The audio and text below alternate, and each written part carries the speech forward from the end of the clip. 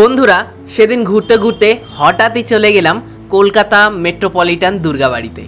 Kolkata bypass dhaba থেকে একদম ঢিল ছোঁড়া দূরত্বে এই মন্দিরটি। এখানে গেলে দুর্গাপুজোর আগেই আপনি দুর্গা প্রতিমার দর্শন তো পাবেন, সাথে উপরি পাওনা বলতে প্রত্যেক দিনের সন্ধ্যা আরতি। সন্ধ্যা আরতির সময় ঠিক সন্ধে 7:15 আর শেষ হয় 8টায়।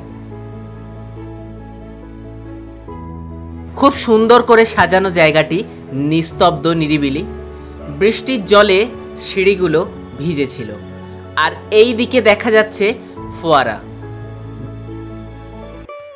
এরপরই মূল মন্দিরের পদক্ষেপ রাখলাম। তারপরই দেখতে পেলাম অগণিত মানুষ এখানে সন্ধ্যারতি দেখছে। পূর্ব মুহূর্তটা সবাই মিস করতে চায় না, তাই আপনারাও যখন আসবেন অবশ্যই সন্ধ্যে 7টা থেকে রাত্রি 8টার মধ্যে আসবেন। দুর্গা প্রতিমার সাথে কোনো রকম সেলফি তোলা যাবে না। এখানে স্পষ্ট করে লেখা আছে নো সেলফি জোন। আপনারা ভিডিও এবং ছবি তুলতে পারেন, কিন্তু দুর্গা প্রতিমার সাথে বা অন্য কোনো প্রতিমার সাথে এখানে নিজস্বী তোলা যাবে না। এরপর আমরা যে মন্দিরটা প্রবেশ করলাম সেটি মা কালীর। মা কালী এখানেও বিরাজমান। একাধারে দুর্গা এবং তারই পাশাপাশি মা কালীরও পূজা হচ্ছে একই সাথে। এরপর আমরা একে একে দেখে নিলাম রাধা গোবিন্দ, জগন্নাথ, বলরাম এবং সুভদ্রা।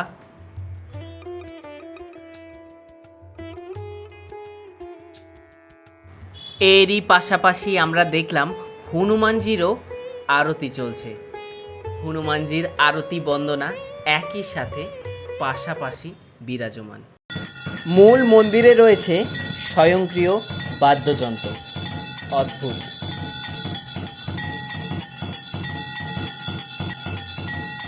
এরপর চলে এলাম ঘুরতে ঘুরতে বাবা মহাদেবের কাছে।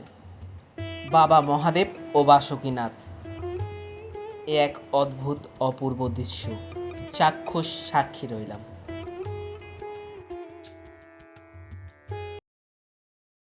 এবার আসুন কিছুক্ষণ শান্ত মনে দেখে নিই সেই সন্ধ্যা আরতি।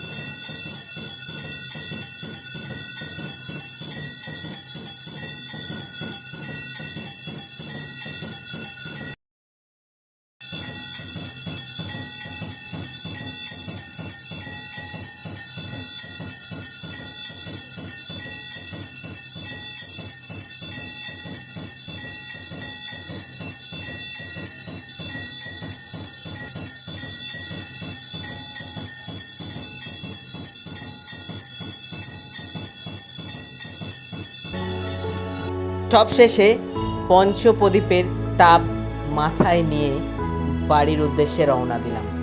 আজকের মতো এতটুকুই।